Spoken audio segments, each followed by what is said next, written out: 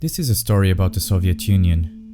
If you're familiar with modern world history, you'll probably have a fair understanding of how quaint the USSR was during its genesis, evolution, stagnation and demise.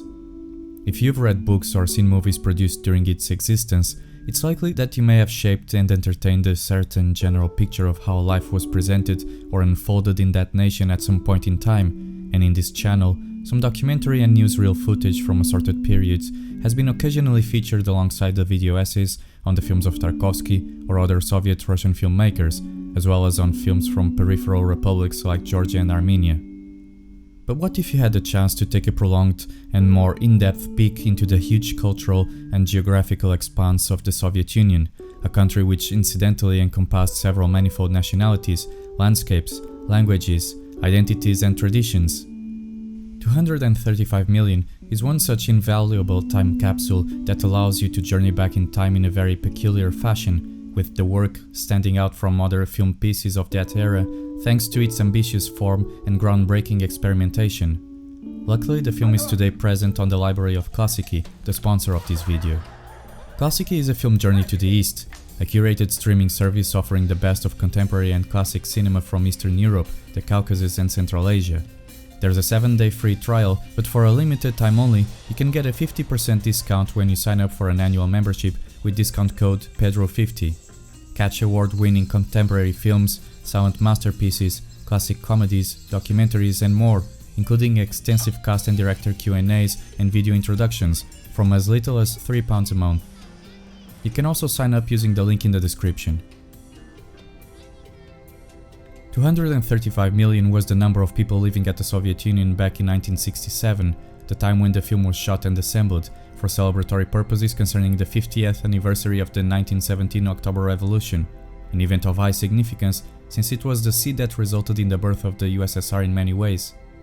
Inspired by an earlier 1926 film with similar ideas called A Sixth Part of the World by Dziga Vertov, who many will be familiar with already as the legendary experimental and avant-garde documentary Soviet director, this was a project by the hands of a group of young and creative Latvian filmmakers with a scale and scope which was unheard of and unseen until then.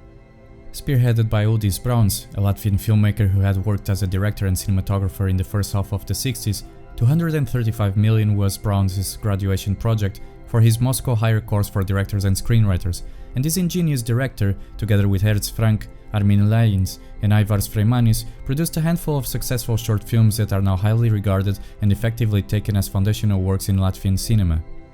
Like many of his fellow Latvian, Lithuanian and Estonian counterparts, he constituted what is nowadays called the Baltic Poetic documentary movement of the 1960s and 1970s, a movement that is often referenced especially due to the high regard conceded to the Riga School of Poetic Documentary Cinema, famous for its composition, editing and uncanny mix between image, sound and dialogue. Brauns was influenced by the works of the aforementioned Dziga Vertov and the French cinema verite movement, working in an especially fruitful moment in time. As you might remember, from the essay on Georgy Danelia's work in the streets of Moscow, the so-called Khrushchev stall of the 60s represented an era of considerable freedom when it came to artistic creation and aesthetic concerns, producing an excitement and hopeful perspective for young artists looking to break out from the tight ideological constraints that severely limited creative expression until then. Inebriated by the high of this sudden rush of openness, an opportunity to seek genuinely personal and original ideas, these artists and new generation of filmmakers sought to depict the common man in the Soviet Union through a brand new poetic site that aimed to capture the lyrical nature of the everyday, whilst crafting along the way a language adequate for this purpose, one that allowed for metaphorical descriptions and interpretations of what was once to be considered mundane and banal. Given the contrasts with the state propaganda and ideological narratives that ruled documentaries and newsreels until then, and the tiresome tenets and regurgitated concepts of social realism that proliferated within all artistic spheres, this surge of an authentic and entirely liberated film dialect naturally caused quite a stir. It's in this context that the idea for the film coalesces, with Uldis Brauns and Ernst Frank aiming to create a feature-length documentary that would reflect the concerns depicted on their influential short films produced in the previous handful of years, thereby opening up for an exploration of aesthetics and of cinematographic technology rarely taken advantage of, demonstrated for example by the fact that Brauns had been the first artist in the Riga film studio to use the widescreen camera equipment available there, but which sadly had remained unused, in fact untouched for a long time. In order to make the movie come to life, 4 different film crews were set up to travel around the Soviet Union, with a professional script and a notable film manual concocted by Browns and Frank together. This hardcover-bound typewritten notebook included not only a general outline of the production, a detailed description of the film parts and a summary of the narrative threads, travel guidelines and phone numbers, but also quotes and excerpts from the diaries of Dziga Vertov containing his principles and main theories.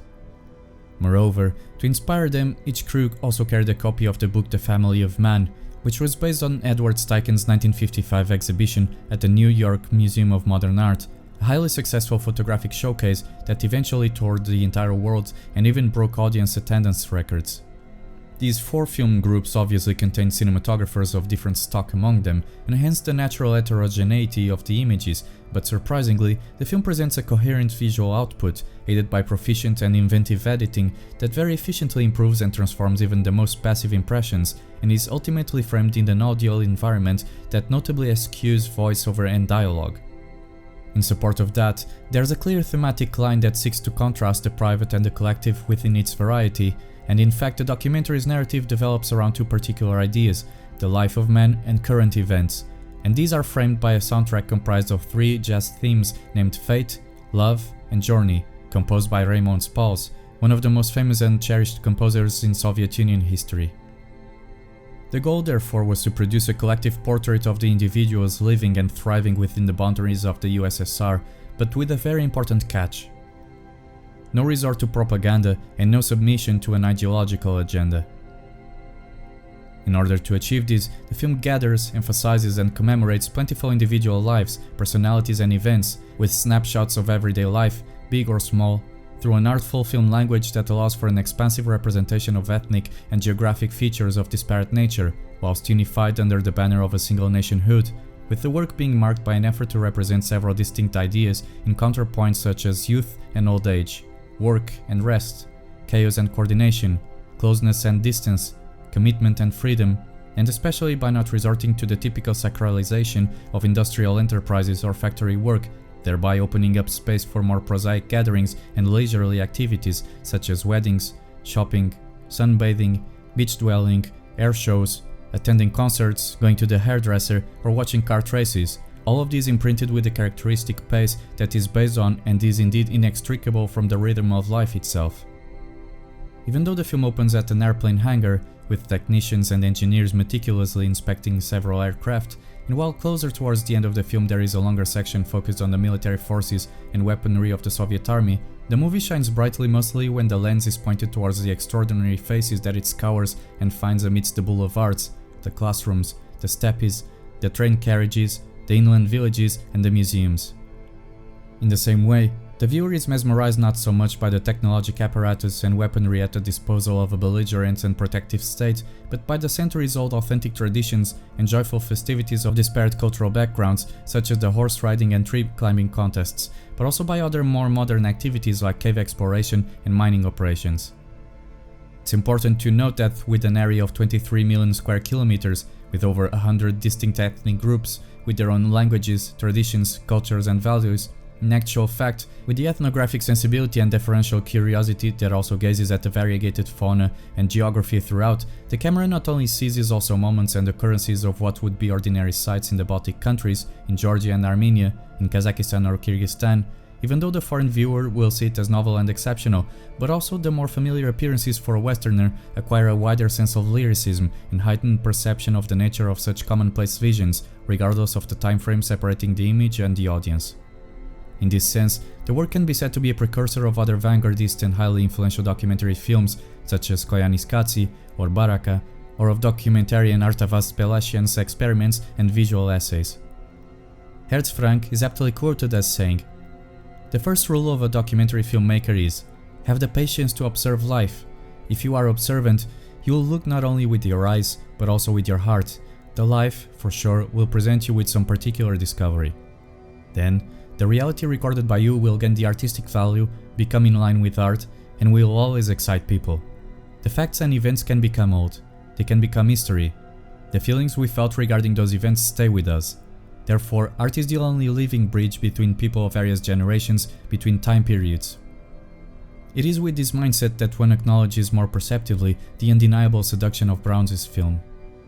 The documentary effectively lends itself to myriad emotions and displays throughout many instances of contrasting ideas as mentioned before, whether through imaginative associations or poetic relationships employed by its editor, Erika Meskowska, at times even reverting the supposed thematic line or mood by wiring divergent elements through audio or image.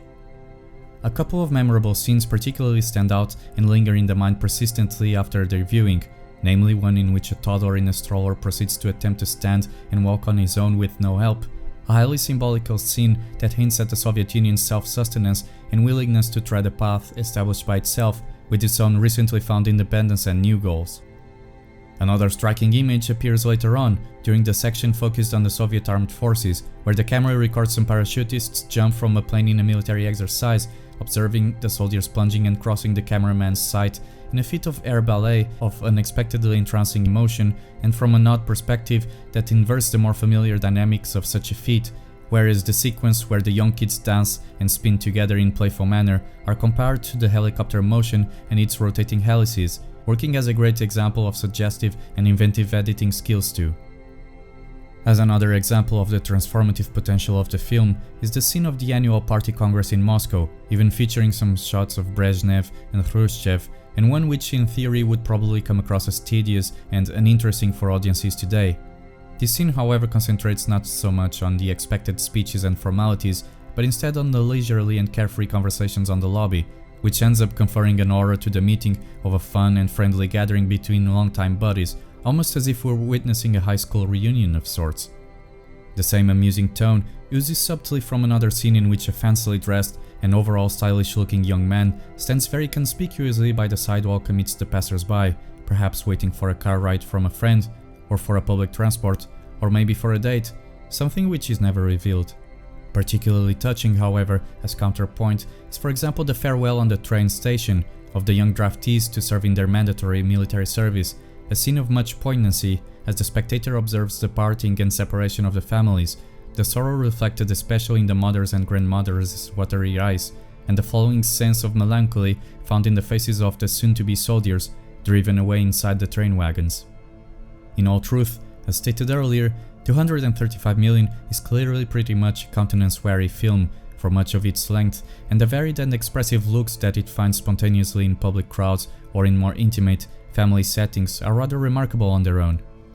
It is quite evidently a strong facet of the inherent subjectivity tied to the project's premises, and one that perhaps unsurprisingly, if very impressively, strikes a chord within the spectator, for amidst its portraits of startling closeness that kaleidoscopically register the emotional stances and dynamics of its subjects, there's an underlying subtle whisper of humaneness that stretches beyond the borders of geography, politics or time.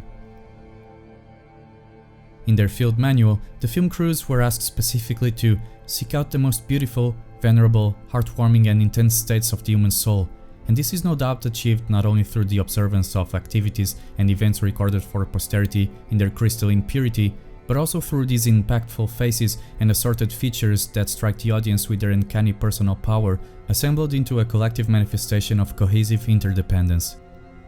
Be sure to check the film page on Klassiki's platform if you're interested in learning more about it and watch it, without forgetting about the promotion code provided by Klassiki in cooperation with Plan-Séquence.